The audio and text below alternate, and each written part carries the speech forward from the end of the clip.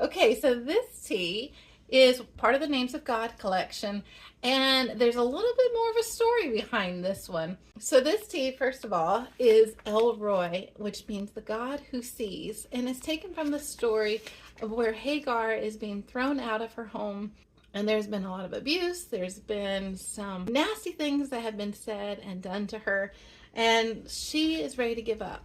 But God meets her in the wilderness and tells her that he sees her and speaks to her and gives her hope. And so this is the verse. She gave this name to the Lord who spoke to her. You are the God who sees me. For she said, I have now seen the one who sees me. Now I'm going to share a little bit. I did a video several months back that I'm going to share later this week about something where the Lord actually taught me when it came to the name El Roi.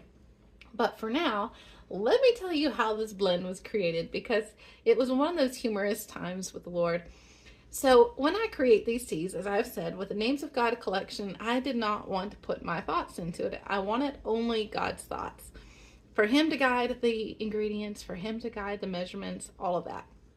Well, when I started this one, I had the thought, and I have shared this in the emails. If you are part of the email subscription, you will see a little bit more in depth sometimes into the stories behind the blends, but I'm going to give a snippet of it here.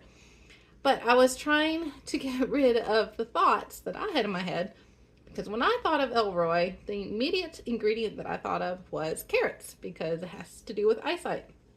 And I was trying to swat that thought out of my head like a gnat. Like, I don't want to have my thoughts. I want to have God's thoughts. Come on, get out of my head.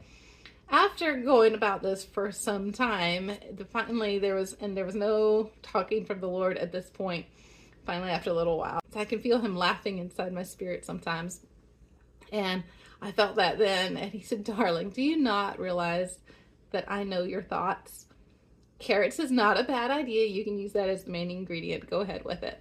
So I plunged headlong into it, of course, thinking, oh, yes, the Holy Spirit knows my thoughts. So I don't know why I didn't even just bring it out to him and say it out loud. But I started making the tea blend. Problem was, I was making it based on what I thought should go with carrots. And after a little while, after I finished that whole blend, before I tasted it, the Lord told me, whoa, rein it back. Now it's become your blend and not my blend.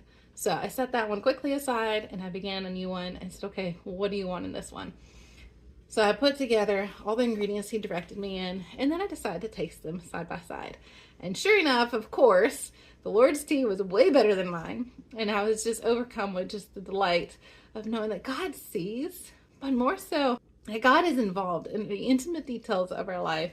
And I just love that when you truly spend time with him, that you develop this relationship where you can feel him laughing, you can feel his presence surrounding you, and you can have these types of intimate, personal connections with him far deeper than you can ever imagine, because God is a personal and intimate God, and he wants to know you. He sees you. He just wants to spend time with you. So this tea, it has the carrots, it's got rooibos, vanilla, allspice, marshmallow root, licorice. It is delicious. Of course, he does such a good job with guiding these ingredients. So enjoy this one. It's a very sweet tea, and it's wonderful to enjoy, especially at nighttime, really any time of day, but I just really enjoy this one at night. So as you enjoy this tea, may you be reminded that God sees you and he loves you and he wants to be a part of your life.